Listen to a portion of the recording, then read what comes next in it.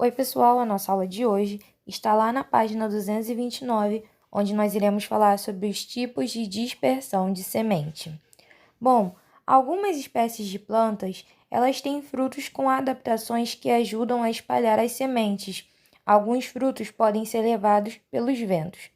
Bom, quando nós estamos falando sobre dispersão de sementes, nós estamos falando sobre o transporte das sementes. E esses transportes podem acontecer de diferentes formas.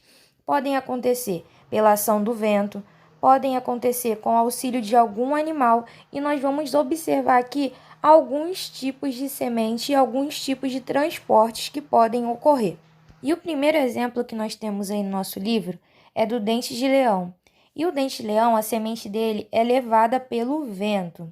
Agora nós podemos ver também as duas imagens aí abaixo, que nós vamos falar sobre os carrapichos. Os carrapichos, eles se prendem na pele dos animais. Então, os animais que são aí responsáveis por levar essas sementes aí dos carrapichos. E também temos aqueles que podem se lançar sementes para longe da planta, como por exemplo aí a mamona. Ela estoura e arremessa para longe as suas sementes e frutos. E alguns frutos apresentam sementes e outras apresentam apenas uma. Como nós podemos ver aí, o mamão, ele apresenta várias sementes e o abacate só apresenta uma.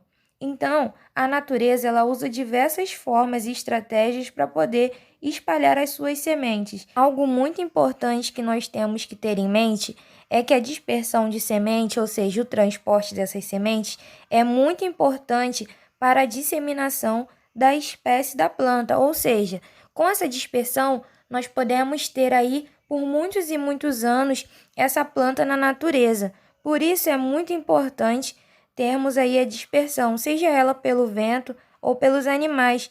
E vale ressaltar que essas plantas só vão germinar caso elas encontrem um solo fértil para que elas possam crescer. Agora vamos lá para a página 230, que diz o seguinte: existem plantas que não apresentam frutos nem flores, e para gerar novas plantas, elas se reproduzem ou multiplicam de outras formas, como por exemplo por esporos ou por mudas. Nós estamos vendo aí a samambaia, e nós podemos observar que os esporos são essas bolinhas amarelas aí que nós temos atrás da folha. E a reprodução por mudas, onde nós precisamos tirar a planta o quê? Uma parte da raiz para conseguir plantar em outro lugar. E nós podemos observar também a multiplicação por estacas, ou seja, por galhos, como nós podemos visualizar aí na roseira. Agora nós vamos lá para a página 231, que tem como título: Os seres vivos dependem das plantas. As plantas são importantes para muitas espécies de animais, servem de moradia, abrigo e para alimentação. Nós podemos ver aí a imagem do bicho preguiça e de um passarinho. Os seres humanos utilizam as plantas ou partes delas para as diversas finalidades em seu dia a dia. Você já viu um pé de algodão? O algodão serve para fazer linhas e tecidos de roupa. Então, aí nós temos a imagem de um pé de algodão e podemos observar como ele é utilizado, pelos seres humanos. Da árvore da seringueira se extrai o látex, que serve para fabricar a borracha natural, e a partir dela se obtém vários objetos feitos de borracha. Escreva o nome de cada um desses objetos de borracha. Então, aí nessa imagem que nós estamos visualizando dessa árvore, ela é chamada de seringueira, e é através dela que nós podemos tirar a borracha. E com a borracha nós podemos produzir esses três elementos aí, esses três objetos que nós vemos ao lado, que pode ser o chinelo, a borracha utilizada na escola e o patinho de borracha utilizada por crianças. Agora nós vamos lá para a página 232, que tem como título a cana-de-açúcar. Bom, o etanol é um combustível utilizado nos carros e é produzido a partir da cana-de-açúcar. Então, nós podemos ver aí uma plantação, nós vemos aí o caule da cana-de-açúcar, podemos ver aí o suco, feito de cana-de-açúcar, e nós podemos ver a açúcar que é extraída também aí da cana.